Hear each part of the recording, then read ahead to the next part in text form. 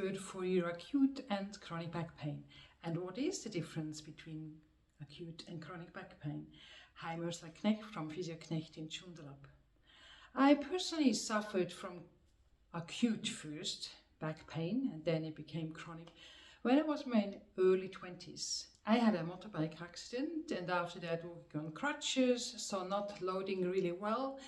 And then I had started to have back pain, and then went from one doctor to the other one with my back pain until I didn't really know what to do anymore because I was barely able to walk 200 meters or sit when I started studying for my own physiotherapy education.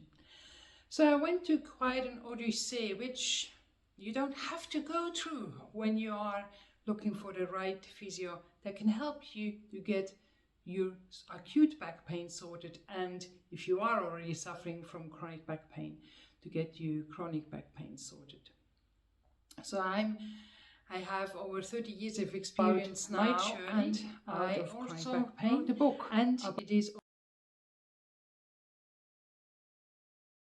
all research based. So all the little numbers which some of my clients ask me when they read the books, list of references here behind. So there are all the solutions in here, and the 12 weeks program, it's not just my idea, it's research based. So it's an exercise based book. It first explains you about why you have chronic back pain, and then how to get out of chronic back pain, and so on. But the exercises in it, I use them also for people with acute back pain, and even with people with leg and hip pains, because there are quite many leg exercises in it. But now back to the question we had before. What is acute back pain, and what's the difference between acute back pain and chronic back pain? Acute back pain is something very common. So you may like do some gardening that you're not trained up to do, but the weather is now really good and you do some weeding much more than you normally do. So the whole Saturday you're weeding, you're bending, you're twisting, you're lifting heavier than you trained to do, and then an inflammation happens in your back. So Sunday you feel a bit stiff and sore, by Monday you feel like you can't barely move. It's a common problem, and usually we solve that with probably 3 physiotherapy sessions. And the key there is that you're going to see a physio that has some experience with back pain. You don't want to go to somebody that makes big imaging, like MRIs or CTs or even X-rays. There is no need for that, and the national guidelines definitely tell us to not do that. Secondly, we also don't want to hit you with labels.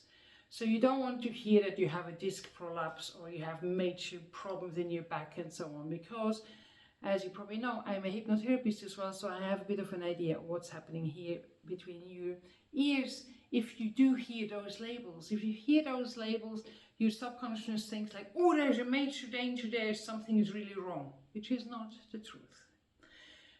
Acute back pain with a little bit of treatment and some exercise usually resolves itself within 3 weeks latest. The key then, however, is that you retrain. So you don't have any pain anymore after this period of time, but you want to retrain your muscles. That's the key, to retrain your muscles, to retrain your flexibility, to go back to normal and full function so you can avoid chronic back pain. So what's chronic back pain? Chronic back pain is a back pain that's usually longer than 3 or 6 months. Sometimes people come and see me that have years of back pain. So it's a completely different approach. So when you see me for an acute back pain session, then I want to know why it happened, but then quite soon we're going to just target the area of your stiffness, the area of your soreness. That's usually a stiffness in your joints and a bit of a muscle sprain or something like that. So probably similar to a sprained ankle, something like that, from your imagination, yeah? As the chronic back pain is a completely different ball game. So if you are suffering from chronic back pain, please seek advice. There is a solution for it. So if you do see me for your chronic back pain, what's happening is I'm going to need to know the story behind it as well. So what originally happened, and since then, what have you done? What often happens is that people that suffered from back pain, let's say a year ago, and then they try to go back into, let's stay with the gardening.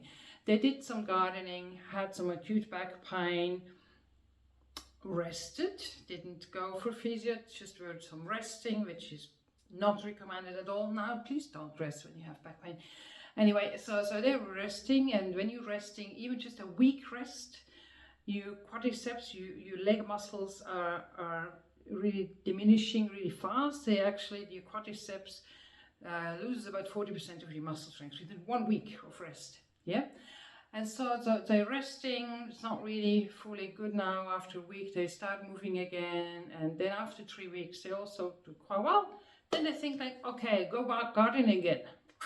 Same thing happens. Okay, now the brain learns. Every time I'm gardening, I have back pain. So what's the brain gonna tell you to do? Not to do any gardening anymore, because gardening is really bad for your back. No, it's not, but it's, if you're not trained, then of course it is. And that's the way you learn it, yes? And you take whatever you take, you know, whatever you think is bad for your back. And then your brain learns. You're starting subconsciously to avoid the things that are causing some stiffness, some soreness, some pain, and so on. And through that, you get weaker. And then you're still going to do things again. And if, oh, that's actually sore. And this is how the chronic back pain develops. Usually people I see, they also have a little bit of a limp, not that they are aware of it, but one of the legs is a bit weaker than the other one, and the pelvis has a little bit of an additional tilt. So that's why leg exercises are really important as well. But let's go back to the assessment.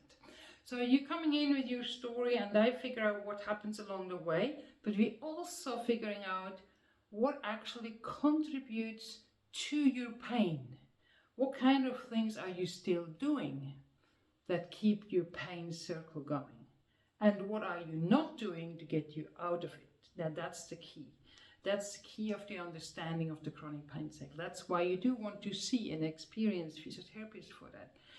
You want to go out of the chronic pain cycle. Hands-on treatment I sometimes use, but not much with chronic back pain. It's more of the understanding and to find the right exercise that helps you to get out of the chronic back pain.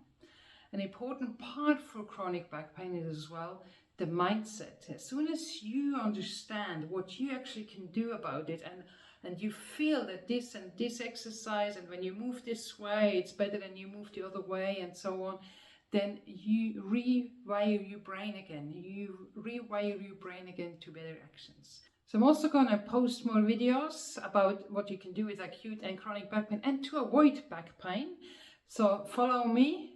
Give me your thumbs up and share this video so you can uplift other people, give them the courage to know what actually to do.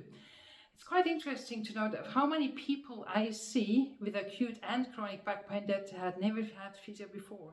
I even have people after back surgery who have never seen a physio before. And many of those back surgeries could have been avoided if they had some physio and the right exercises before they went into. Okay, I see you on the next video, and also contact me with questions, just put them below, or contact me on the link on the website, ask your questions, and then I'm coming back to you with the next video on that. Thanks a lot for watching. I see you in the next video. Bye bye.